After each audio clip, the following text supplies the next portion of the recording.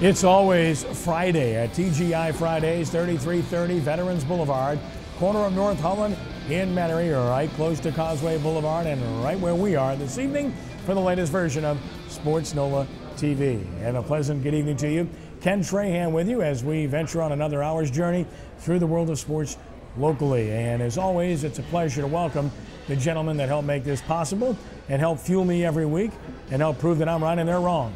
First of all, from SportsNOLA.com, WIST Radio, Brian Alle-Walsh. Brian, as always, a pleasure. Kenny, thank you. And the word journey is a perfect description because this is truly a journey each and every week. I really like the band. Thank you for plugging them.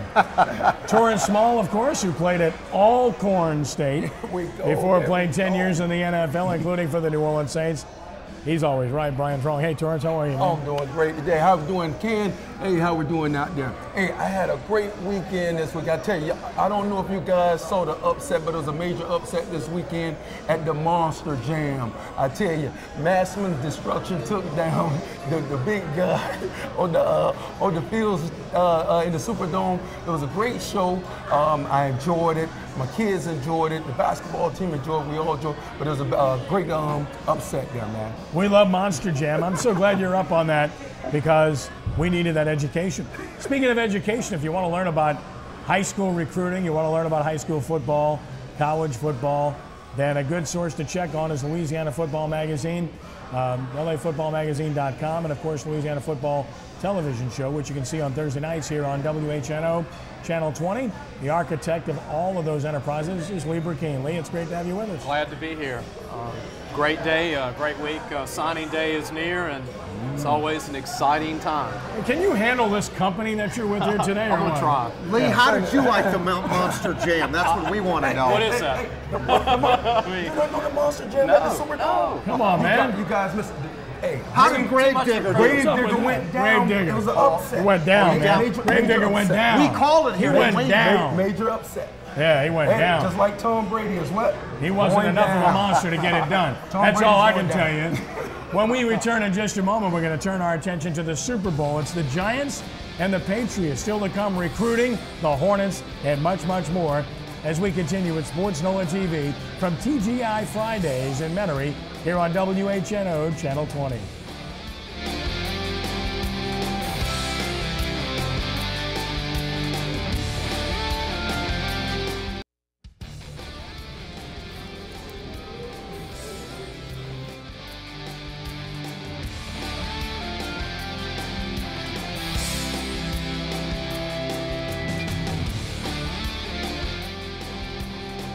And of course, New Orleans will host its 10th Super Bowl next season. Could the Saints possibly be the first home team in Super Bowl history?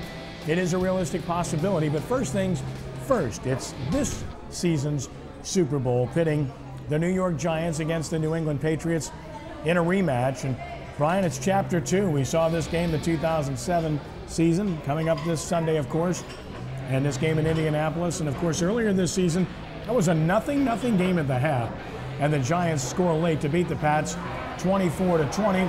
And as mentioned, all points were scored after halftime. So obviously, Brian, that was a different type of game, and I guess the same kind of game we can expect, though, in the sense that it's going to be close again. Absolutely. You know, right now I think the Patriots are a 3-point favorite, Kenny, and you know, I think Eli Manning, this was one of the first games where he established himself as this comeback kid this season, and he did it against a very good team. In fact, if you throw in the Super Bowl win 4 years ago, this regular season win, Eli's got their number. Well, Torrance, there's some merit to that. You've been a Giants proponent all along. We'll get into picks later in the show. But in terms of this matchup, as I mentioned on paper, it clearly looks like a very close game. Oh, yes. It's a close matchup between these two guys. Two great quarterbacks with a good duel, good battle. But this is my take on it. This is the way I see it. The way I see it, it's not going to be the Giants keeping up with the Patriots. It's going to be the Patriots how to keep up with the Giants. That's the way I see it because of the lack of defense that the Patriots have. Lee, as you look at this game, you've got two teams that you would be very familiar with in terms of Louisiana products because with the Giants, you got Brandon Jacobs out of Assumption, you got Eli Manning out of Newman, and of course with the Patriots, Stephen Ridley out of LSU.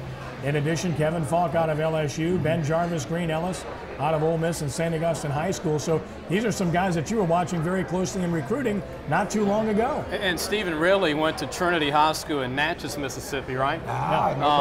Didn't think I knew that. But yeah, Stephen is not a Louisiana native, but played at LSU. Kevin Falk went to Karen Crow High School, still around. I mean, this is going to be maybe ring number 4? Yeah, 4 if he wins, that's right. He's one of 22 players that have been to the other Super Bowls, but I think it's going to be the Patriots. Wow, and we'll get into picks a little bit later, but Brandon Jacobs from Assumption, of course, Eli Manning from Newman as well. Well, it's an interesting coaching matchup as well. When you look at this coaching matchup, Brian, you take a look at these guys, the records, the Super Bowl wins, the head-to-head is pretty interesting. Bill Parcells' influence again with Belichick and, of course, with the Giants as well, and Tom Coughlin, Brian. You know, Kenny, Tom Coughlin is one of these guys that you need to look and analyze his numbers, because I forget sometimes how successful he's been.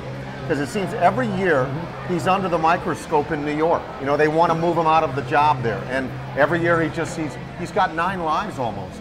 Torrance, he always gets mad on the sideline, but he's a competitive guy. Oh yeah, it's always been a fiery coach. Back in his days when he was with Jacksonville, as we know, back in those days, a new organization just coming into the league, they got them to NFC Championship game. They didn't win it, but they got them close. Here's a guy that has a proven record, but being in New York, you're going to be under the microscope, big microscope that is. And I think he handles it well. Every year he handles it well. Speaking of handling it well, Lee, I think Eli Manning has handled it well. It's tough to be a quarterback in the New York market for a New York area team as he's done, and he just lets it roll right off his back and doesn't let it bother him, and I think he's handled himself very well. Well, being in Baton Rouge, having a TV show too, I was one of the few so-called idiots that picked New York to beat Green Bay at Green Bay because they were hot. Their defense is hot. And Eli. Not my pick here. No, I'm saying you picked the Giants to beat Green Bay in Green Bay. And they call you an idiot. That's right. I'm one with you there. There you go. It's 2 of us. But Eli has been on fire, and prior to beating Green Bay, it seemed like no one noticed. And he had great receivers. What I like about Coughlin, getting back to that, he's rebuilt the team. Yes. 8 or 9 key starters, but the whole D-line's been rebuilt. With Paul out of South Florida. Tremendous Strahan player. Retired. Rebuilt the team like Belichick, and he's back. Yeah, they've really done a good job of starting over again and getting some key components. And who ever heard of Victor Cruz before week 3 or 4 of this regular season? We mentioned Eli Manning, so let's take a look at the quarterback matchup in this game. And it sure is an interesting one, Brian, as you look at the numbers. Eli said, in answer to a question, yes, I believe I'm an elite quarterback. I think he proved that. This year he had to carry that team that couldn't run the ball. Tom Brady, we know about him and his elite status and the history of the game, and a better quarterback rating for Brady. But, of course, the Patriots throw the ball more. Talk about this matchup, Brian. You know, Kenny, what I think has kind of gotten Eli into that elite status this year is his fourth quarter percentages. His completions, his rating has been outstanding. Plus, he's led 4 or 5 comebacks. To me, you know, when he said the word elite at the start of the season, Lee, I didn't buy into it. And now I do. I think he is one of the elite quarterbacks in the NFL. I think this is the problem that Eli's falling up under. He's falling up under greatness is where he's falling up under. His brother is great. He had a father that was great, and now everybody expected him to exceed them and didn't give him a chance. He was always going off their name and whatnot, and nobody never compared him to the other quarterbacks in the league. I always thought Eli was a great quarterback. I always thought he was a good, solid quarterback, and he could continue to progress each year. And that's, you know, I think that's the reason why when he said I'm an elite quarterback, that's why he got the big fuss. It was because everybody wanted to compare him to Peyton Manning instead of comparing him. Compare it to some of these other quarterbacks out there, and you will see an elite quarterback. Lee, I think that's accurate. Plus, Tom Brady's a perfect example of how recruiting is skewed and how ratings don't mean anything. This guy wasn't even a starter in Michigan. He was a 6th-round draft pick, and he's, I don't know, one of the top 3 to 5 quarterbacks in NFL history. And he was out of California where they produce quarterbacks, right? I mean, great ones. But John Elway came out of California, had all the background of being a great Cardinal quarterback at Stanford, but you know, Aaron Rodgers wasn't highly recruited, believe it or not. Went to a junior college before at Cal, right? Junior college, just like Cam Newton. Look how good Aaron is. But to get back to Eli, what impresses me about Eli Manning, you can't rattle Eli Manning. No. And he's taken some big hits in the playoffs, and I've noticed he gets right up like it never happened. Yes. You know, T, you brought up a good comparison, and I want to just touch on it a second. You said that Eli was considered good and solid, and I agree with you on both counts. But he wasn't an elite, in my opinion, until this season. And I think he stepped up big time and made himself an elite quarterback. I agree with that assessment, and I'll say this about that whole scenario. Eli Manning has a chance to forever erase the shadow that he finds himself in from his older brother, who's an elite quarterback and a tremendous player, and the shadow of Tom Brady. If he can beat Tom Brady twice in succession in Super Bowls and twice in the same season, he will have done that, and he will have won one more Super Bowl than his brother, which is significant. Let's take a look at the defensive matchup in this game, because both of these defenses struggled for much of this season, but the sack numbers, very impressive on the Giants side. They do it primarily, Brian, with a four-man rush. Interceptions are fairly similar, but the turnover margin, a big edge to the Patriots there, and yardage allowed, both of them unimpressive, Brian. The key numbers are 27th and 31st ranked in the NFL. You know, regardless who wins this game, it'll be the highest ranked or lowest ranked defense to win a Super Bowl. And the Saints had that number back in 09. It just goes to show you what a misleading statistic it is sometimes, yards allowed. Well, both of these teams have great quarterbacks that can put points on the board, so they have that opportunity to, I guess, save the defense and sort of. But if we look at this thing, I know we're looking at the whole year. Let's look at this thing in the playoff now. I think the Giants are much better for their numbers in the playoff. They've been playing much better defense. They're getting off the field on third downs. They're causing some turnovers, and they're getting Eli the ball. They're getting a lot of plays offensively. And when you get the ball that many times, you guarantee to get more points. You know what I like is Belichick is the king of delusion. He's like Nick Saban. I'm not going to show my cards. His defense is different week to week. I think he's saving some things every year from when he gets to the Super Bowl. His linebackers are never in the same spot. They confuse you. And Wolfolk, unbelievable year, right? Yeah, no doubt. He's been very, very good. Let's take a look at our keys to victory. Each one of us has a key to a win in this particular game. And Brian, we'll start with you and your key to victory in the Super Bowl. What do you have and why? Well, it's punch Brady in the mouth, and I think they need to do something as similar to what they did in the first Super Bowl back 4 years ago, is they need to get after Brady immediately, and they need to punch him in the mouth. And if it takes 15 yards penalty, punch him in the mouth. Because I think if they can set the tempo, and what they're going to do that a lot of teams can't do, guys, is they're going to do it with the four-man rush. They'll do it with the four-man rush. I agree. Let's take a look. Let's take a look at Torrance Small's keys to victory as we celebrate a birthday here. Torrance, what about your key to victory? Well, my keys to victory is third down efficiency. I think the team who can get off the field defensively, get off the field on third down, will be affected. And the team that has the ball, if you can convert on third downs, you'll be efficient. I say that's going to be the key, because you have to keep drives alive. These guys, the more they keep the ball, the more points they put on the board. Lee Burkeen, let's talk about your key to victory for this game. I have a sleeper key to victory. I think the best blocking O-line with Krondowski and Aaron Hernandez is blocking from the receivers. The Giants are very long, and nobody's been able to block them. Green Bay struggled blocking them, but I believe Wes Welker, even as diminutive as he is at 5'9", they block when they're not catching the ball. They're going to win that battle. Hernandez might be the MVP. For Louisiana running backs, right? From Louisiana running backs. There you go. As for me, my key to the game is very simply the health of Gronkowski. If he's not healthy, then that tips the scales very heavily to the Giants, in my opinion, because he's that good. We'll take a timeout here. When we return in just a moment, we'll turn our attention to recruiting. It's National Recruiting Signing Day coming up on Wednesday. Lee Burkeen's analysis and more when we return with more of Sports NOLA TV from TGI Fridays in Metairie on WHNO Channel 20.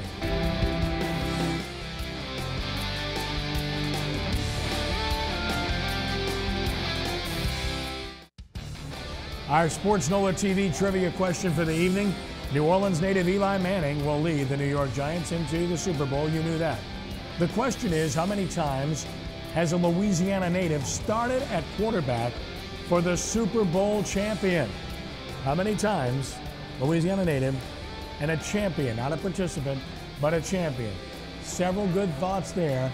Think about your answer, and we'll give you the answer a little bit later on in the show. Ken Trahan, Sports NOLA TV, TGI Fridays. Thanks to Ronnie Bouvier and his staff for another great job of taking care of our crew here at TGI Fridays, and they'll take care of you as well. Just come on by, for lunch or dinner. I guarantee you, you will enjoy the experience. We always enjoy the experience of covering National Recruiting Signing Day at SportsNOLA.com and, of course, here on SportsNOLA-TV. And, of course, with signing day here, we take a look at some of the guys to look for on signing day. All right, Lee Burkeen, Louisiana Football Magazine.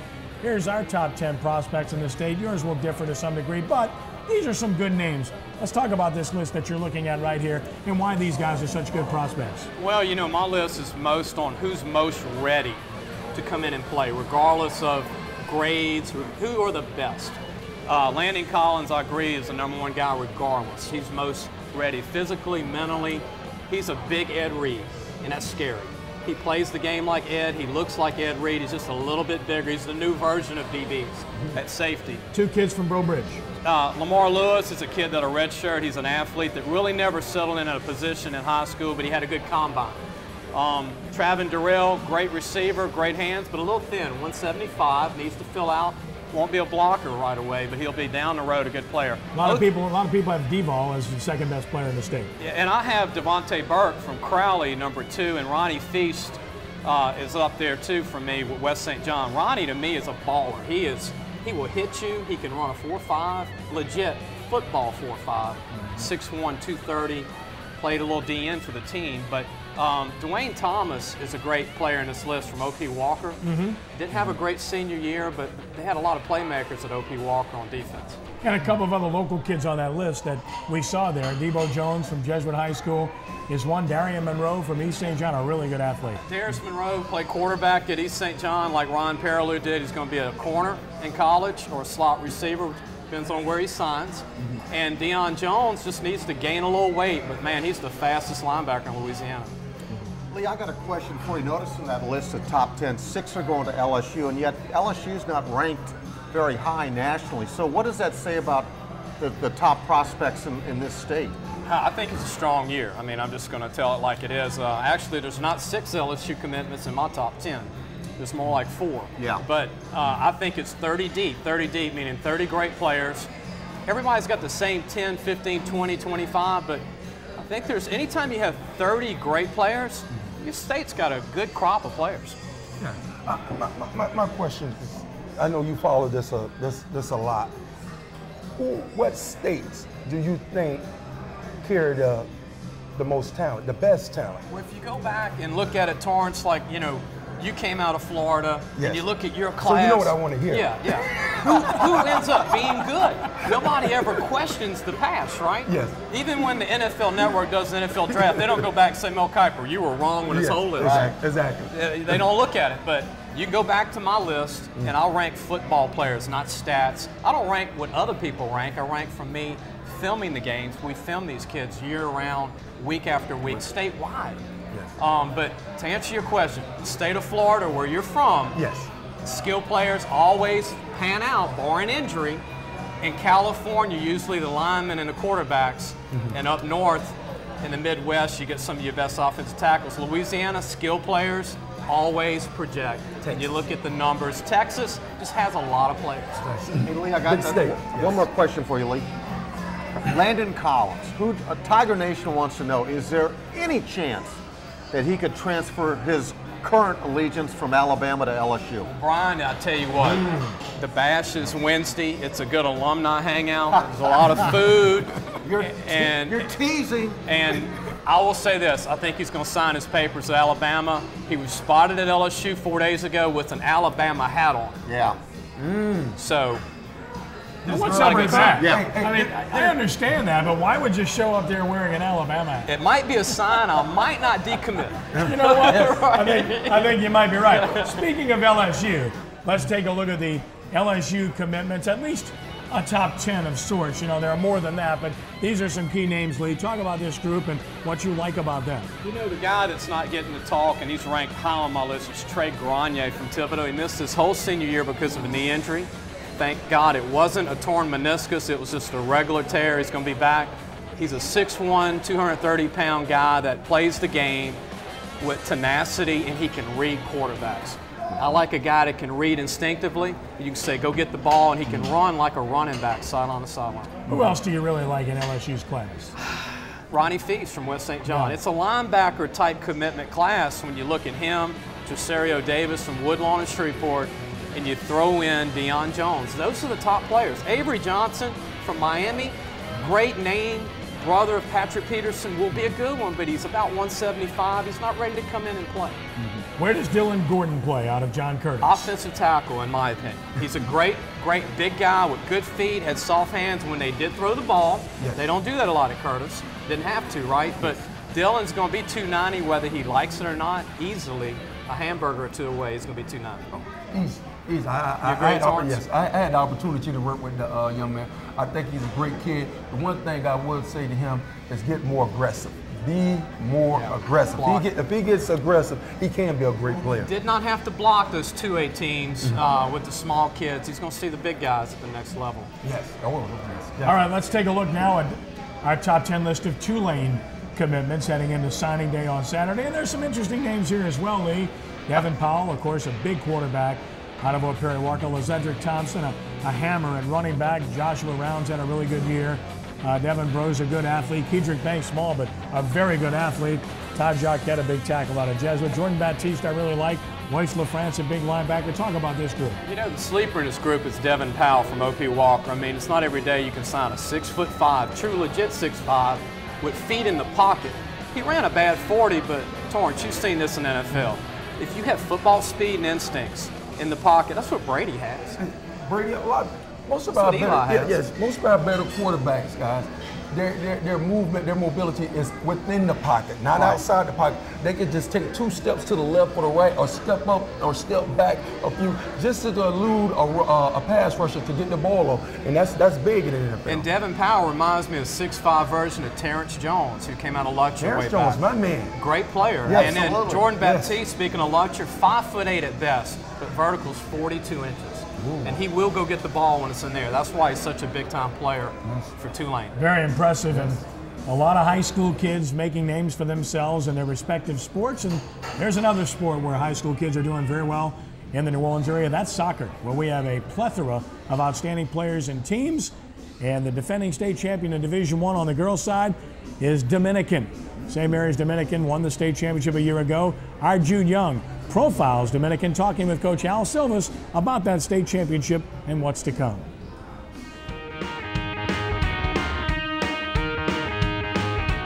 Coach, we can't start any interview like this without talking about what it's like to be the coach of a state championship team. Talk about last season, the whole experience, and obviously the championship game, dramatic win, and what that was like. Last year, we focused our season with our motto was refuse to lose. And we went into every game refusing to lose regardless of who we were playing against. And the girls bought into the motto, and every game in the playoffs, we did just that. We went down in our quarterfinals against Mandeville. We went down a goal in our semifinal to Lafayette and pulled a goal either in overtime or right before the end of regulation against Lafayette, and then went to PKs and won them both. So the girls really accepted the refuse to lose motto and did what they had to win their games. So you've got the foundation there already, and it doesn't hurt for them to know what it's like to quote unquote grab the brass ring. Correct. Definitely, you know, bringing back 8 to 9 starters depending on who we use in any given game. That experience is huge. And you know, this group that are now seniors, when I started, were freshmen coming in, and just every year we got stronger, and the underclassmen that have been coming through after that have made the team stronger and stronger every year. And trust me, it's not going to be easy to repeat a back-to-back state championship. That's probably the most difficult thing to do, not winning the first one. You know, it's that repeat, because it's special, and not every team's able to do that.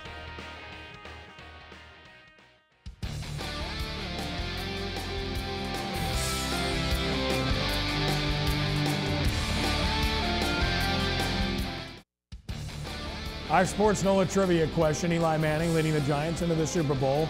How many times has a Louisiana native started at quarterback for a Super Bowl champion? The answer is 7. Terry Bradshaw did it 4 times. Doug Williams once in a memorable game. Peyton Manning, of course, with a win over the Bears, and Eli Manning with a win over the Patriots. Louisiana well represented in Super Bowls with champions over the years. Ken Trahan, SportsNOLAtv, TGI Fridays, 3330 Veterans, corner of North Holland and Metairie. Thanks to Ronnie Bouvier for having us here again today. It is time now to put Santa Claus on the hot seat. I don't know when he's going to shave that beard. Christmas ended a little while back, buddy, but it's time now to talk about our hot seat topic. Brian Alle-Walsh on the hot seat with this question. Is recruiting overhyped in general? Brian, the floor is yours. Well, overhyped, I'm going to use a different kind of phraseology, Kenny, if I will. I think it's out of hand. It's out of control. They need to wrap it up here. Do you know that kids are being now given ratings coming out of high school? I mean, coming out of grade school into high school, into 9th, 10th, 11th, 12th grades. You know, you've got to go to camps now to really get the attention of college recruiters. It's way out of control. And in fact, I think it leads to part of the problem of divas leaving high school, going into college. Well, let me finish now. I'm not done. I think that all of a sudden, you've got kids that have heads that can't even get in the Riddell helmets anymore. And I think it's all part of that happening in high school. Go ahead. Man, great. Let me tell you, great point. I think this guy is upset because he didn't get the media attention. He didn't get the media attention that these young kids get right now. I think that is our major problem. Our major problem right now, I think the kids are getting way too much media attention. I think with all the websites and the Facebook and all this other stuff that's going on, all these camps and all they have, I had opportunity to work with a lot of these kids in these camps, and I had to grade these kids to let you know if they're going to be a blue chip or not. Understand, you come out, you do some drills pretty well, but that doesn't make you transfer it on the football field and make you a #1 prospect. But that's the thing that is happening right now these days. Is I think one, too much media, and two, you got a lot of people grading these kids that never met the kids.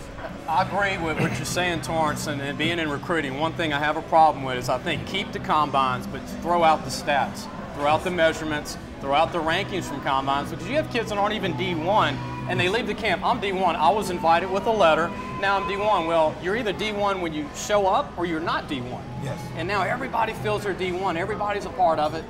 Everybody gets a ranking. Yeah. You know, but T, you blame the media, and I'm going to step up for us, Lee, here.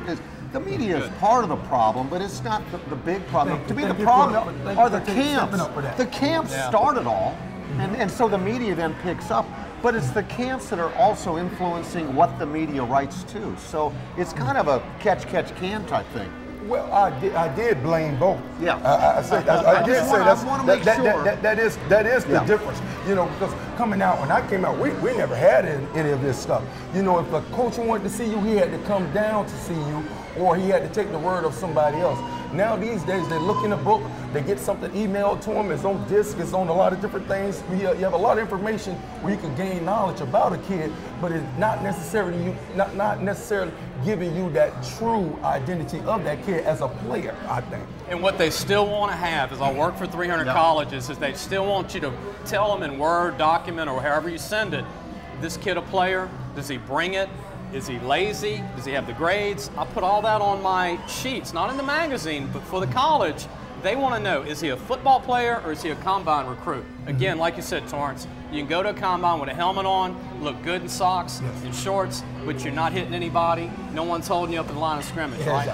Exactly. Hey, Lee, let me ask you, how much influence does someone like you in your field have on where a kid goes to college, or how high a kid goes to a great college or not? I mean, to answer your question, Brian, I am the guy that can't brag or promote what I'm doing with the colleges because they don't want me to say anything. So whatever I'm doing, they want me to keep it quiet with the college coach. So whatever I send out, they just want to keep it there. Okay. And so I can't just say, well, this is what I gave to Nebraska or LSU or Alabama. That's what the relationship is. Just like I guess Mel Kiper and these guys might say, look, I'm going to tell you what I saw with a D3 guy. Here's some film. Yeah. Because that happens with but let's look at this. What about those kids who cannot go to the camp? What about those kids that don't have the money to pay for these camps and whatnot? They are designated sleepers. Exactly. Yeah. But these kids are putting up stats, they putting up numbers, they have great grades and all, they have it all, but we'll never know about them. We won't know about them publicly. But don't those kids somehow find their ways into camps? Not all of them. Not all of them. Not all of them don't understand. Like I said, I had the opportunity. You have some kids that travel, literally travel from one state to the next state, just going to camps just to get a raise. But team, we're talking about 2010 now, not 1860 when you played ball. No, when I was playing, we didn't have internet and all this. I'm going to answer that question. I do one great service that I think the colleges love.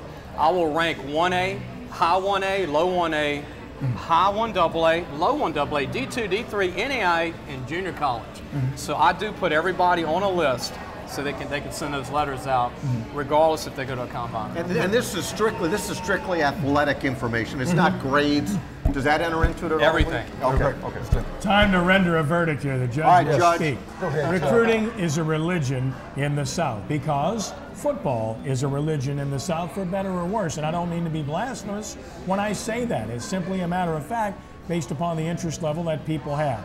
In the media, our job is to extract information and to prevent it from getting inaccurate and to present it accurately. When we do so, we're performing the service that we are paid to do. It's exactly what Lee Burkeen does with his publications. That's why Lee's been on my radio shows for nearly 2 decades now promoting his product, because he does an honest job with Louisiana products. With regard to the media being involved, we're just doing our jobs. With regard to hype, yes, there's too much hype, but that's because it's a feeding frenzy. Once the dog eats, there's more meat. He's got to eat the rest of that meat off the bone, and it's out there on a regular basis. And as for ratings, like Lee, I detest them because it's a joke. Some guys are rated 1 star, 2 stars, they turn out to be NFL players. Other guys weren't ranked at all, and as soon as a big school turned out to recruit them, voila, the next day, they're a 3-star recruit. Imagine that. It's much ado about nothing. They'll find the players, or the players will find them ultimately, and recruiting is fun to cover, fun to watch, and fun to witness down the road, which is when the truth comes out.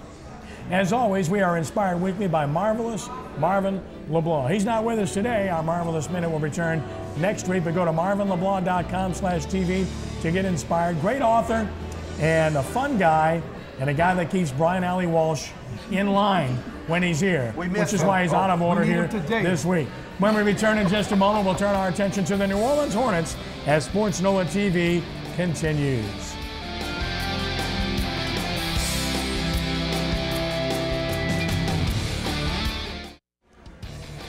Visit SportsNOLA.com to check out our new feature, Ask Sports NOLA. Send us your questions about the local sports scene, either through the website, our Facebook page, or on Twitter @SportsNOLA. We hope you will. We'd love to hear from you.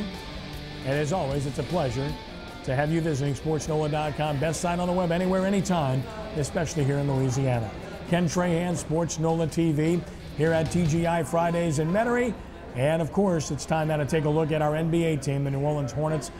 Much to be discussed about ownership. That's coming imminently, I do believe, and it's down to 3 groups. In the meantime, the team continues to trudge on, and let's take a look at some of the results of games played this past week. The Hornets scored 100 points for the first time in a game, but lost to the Spurs 104-102 as Tim Duncan turned back the clock on that night. Had a huge night against the Bees. And then New Orleans had to go to Oklahoma City and take on the Elite Thunder and got beat 102-91 by another young superstar, this one in Kevin Durant. Jarrett Jack playing well in both of those games, which set the stage for the Hornets playing a good team in the East, the Orlando Magic. A lot of fans on hand on a Friday night, and the Hornets were alert, peppy, and ready in this game. Nice outlet pass, dribble, drive, and score by Vasquez. And then the defense, stout Carl Landry says, get it out of here. Brian, the Hornets played inspired ball on this night, few and far between though. Yeah, you know, I think they caught the Hornets, or excuse me, they caught the Magic playing the 4th game in 5 nights. And that's the way the condensed schedule is right now. It was a tired Orlando team, and in fact, Superman, Dwight Howard, went off on his teammates at halftime. So my question, Kenny, is which team do we have? Do we have the team that beat the Magic or the team that got drummed by Atlanta on Sunday night? I think what we have is we have a team that plays hard. We're not that very talented, but we play hard every night. And if you come in sleeping against us, you will get beat. I think they did catch Orlando sleeping. They got a lot of turnovers, and we took advantage of it. Well, normally I would agree with that assessment that they play hard, but they didn't play hard against the Atlanta Hawks in the game I covered last night on Sunday night. They were awful. There was a lethargic effort, a terrible performance, and this is a team that is devoid of talent to show up like that. The Hornets beat Orlando easily, then came back, and believe me, that 94-72 score really wasn't indicative of how bad it was. They got a lot of those 72 after the outcome was decided late in the game, and that clearly was not a good outing for the Hornets at all. 4 wins on the year, and it's been difficult. And again, the big question now is where do they go from here? Before this thing's over with, they're going to turn over personnel radically before the season's over with. Chris Kaman will not play another minute for this team. Eric Gordon doesn't seem to want to play here. He did not sign a contract extension, and now it's all about ownership where the Hornets are concerned. Looks like 3 groups, one from Los Angeles, fronted by Mike Dunleavy, Darius West, of course, in the mix, and of course, that mystery man, a local guy whom you might know is the Saints owner right now, is strongly in the mix as well. Either way, once this team gets an owner, Lee, you know this about sports, you don't have an owner, it's kind of hard to get stability. It's kind of hard to get people interested in playing for you. Kind of hard to keep people if you don't have stability at the top of an organization. Zero stability, right? And look, this is just for jokes, right? Bring Birdman back, Chris Paul, and Marcus Thornton, right? No, I'm just kidding. But no owner. I mean, you know, can you imagine the Cowboys without Jerry Jones trying to rule the draft, or the Saints without an owner right now? I mean, you know, it's tough. Brian, in fact, Eric Gordon got a dig in when he talked about the contract extension and saying, well, it's up to David Stern. After all, it was Stern that reneged the initial Hornets deal and made the deal to get Gordon to New Orleans. Clearly a deal that Gordon did not want to be part of. I'd agree. You know, Eric Gordon, regardless of his injury situation, the kid's taking a lot of heat for this contract. If I'm Eric Gordon and his agent, I wouldn't sign with the Hornets right now. I would not. I would wait and see what the ownership situation looked like. There'll always be an opportunity to come back and get an offer from this team as well as other teams. I think Eric Gordon did a smart business-like decision. Yeah, the reality is, Torrance, when you look at this basketball team, they're starting 5 is really more like 4 to 9 or 5 to 10 on any other NBA roster, right? Yes. We don't have the talent right now. And like I say, I don't think we're going to get the talent until we get established who's going to be the owner here. You know, because everything starts at the top and then it trickles down. So until ownership is getting in play, we're going to keep getting more of the same.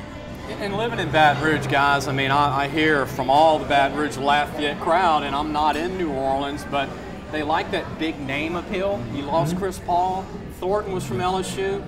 When you have an owner, you get that big name appeal. Yeah, you absolutely. get that big name sign. Well, you know, this coach and this general manager didn't see the value in Marcus Thornton, which we saw, and which apparently other evaluators in the league see, and certainly the Sacramento Kings saw in giving him a massive extension on his contract after he averaged about 20 a game after he was traded to Sacramento. So that obviously is one that, in my opinion, was a mistake, and they'll rue the day, hurt them at the box office and hurt them on the floor from my perspective. Let's take a look at the upcoming Hornets schedule. The Miami Heat tonight, that's coming up here shortly. In fact, starting as we speak, and that's one of those games that if you don't show up, you'll get waxed.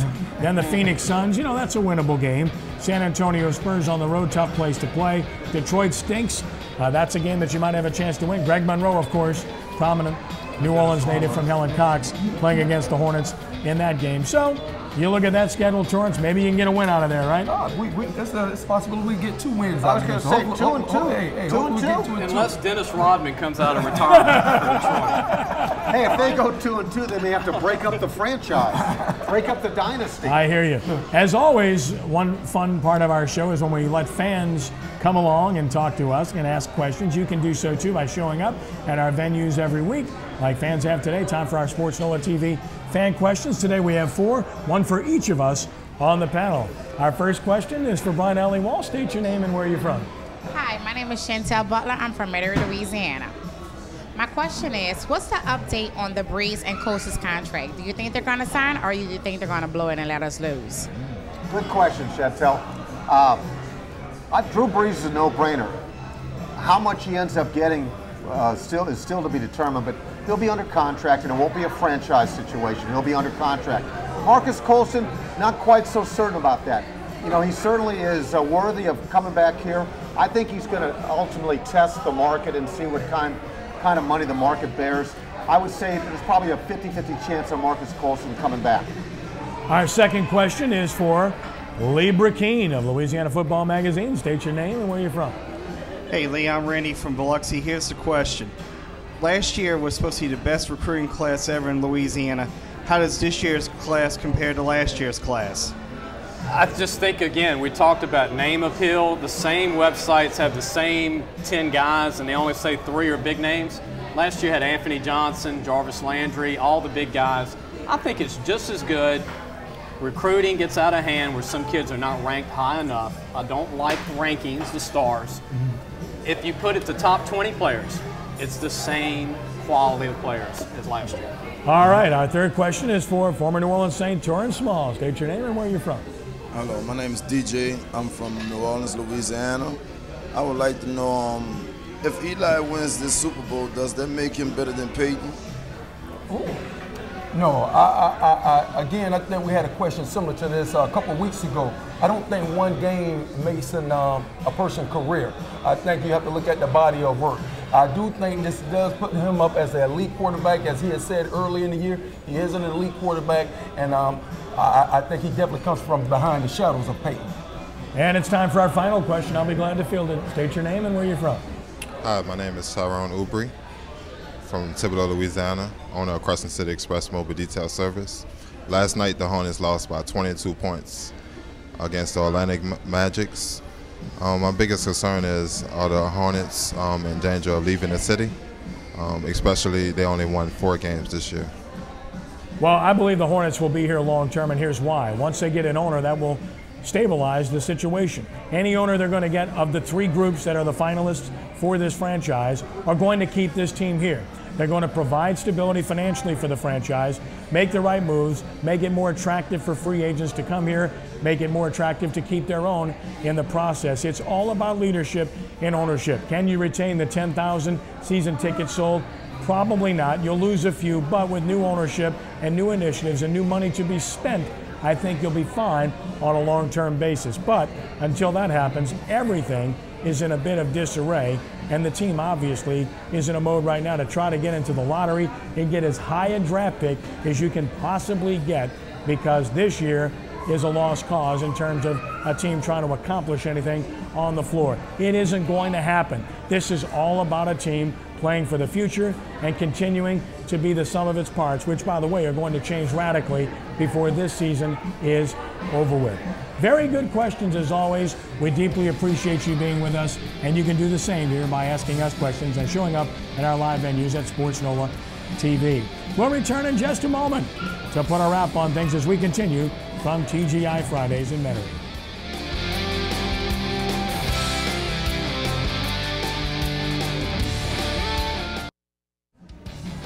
It's here. It's always Friday in here at TGI Fridays, 3330 Veterans Boulevard in Metairie. Of course, the phone number, 887-7788. And then here it is, always Friday. It doesn't matter what day it is, because it's always a celebration. It's always good food. It's always good fellowship. It's always good fun. It's TGI Fridays. Thanks to Ronnie Bouvier and his crew for having us here once again with SportsNOLA.tv. Don't forget SportsNOLA.com, best site on the web. Ken Trahan with you, and it's time now for our Super Bowl predictions. The big game coming up on Sunday, rematch, the Giants and the Patriots. We will start with the bearded one. Brian, your take, who's going to win? Give us a score and why. Well, I haven't missed a game this season. The nose continues to grow. Wow. The beard is supposed to be cut off. I'll take. The beard is supposed to be cut off. I'll say the G-Men 23-20, and I like the G-Men for this. Okay. I think they're going to have a combined. Eli Manning's going to have the game of his life, and I think they're going to be able to run the ball effectively. So they're going to throw on first down and run against the nickel, and I think the combination of the two is going to be an effective recipe for success for the G-Men. All right, so one vote for the guys in blue, the New York Giants, the football Giants. Lee Brackeen, Louisiana Football Magazine, your take on the game. Who's going to win? Give us a score and why. New England 28-21. Both quarterbacks throw for 400-plus yards. No field goals. Neither coach likes to kick field goals. If you look at it, they both go for it on 4th down a lot, 28-21, and Brady has the ball last.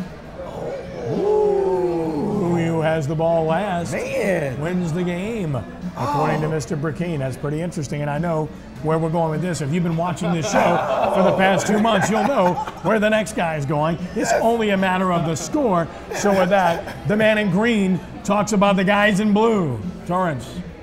The prophet. My score will be 31-24. The Giants. I know you're looking at me, you're probably saying, how can you come up with that? Understand, the Patriots are going to have to keep up with the Giants because Eli is going to continue to put points on the board. Can Tom Brady keep up with Eli? That is going to be the question. Okay, I'll buy that. And as for me, I'm going to side with Brian and Torrance. I like the New York Giants to win a thriller, 27-24. I believe the Giants are a team on a mission. I believe they've proven that.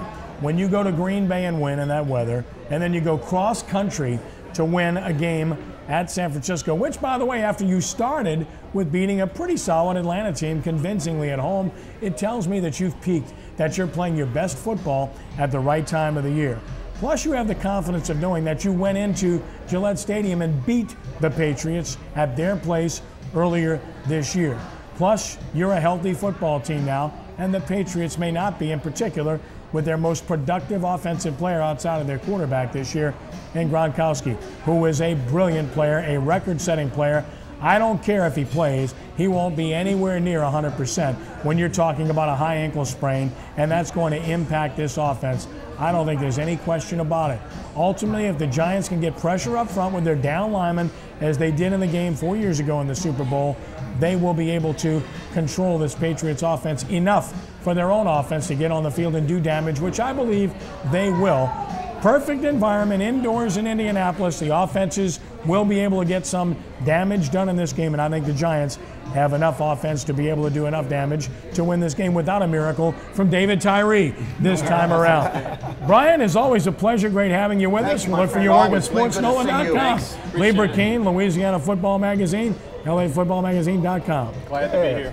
And your TV show, you're on Thursday nights at 6:30 on WHNO. Yes, Torrance Small, everywhere. Oh, everywhere. Hey, see you guys next time, man. With the win, Giants. There you go. He's got the G-men, 3 out of 4 do, and that's not bad. Want to thank our entire crew for a job well done. Thank TGI Fridays once again for a job well done and having us here today. And remind you to go to SportsNOLA.com, best site on the web. All the recruiting video you can possibly ask for this week and analysis, along with pro and high school sports. I'm Ken Trahan. Thanks for joining us. Be a good sport. God bless you one and all. So long.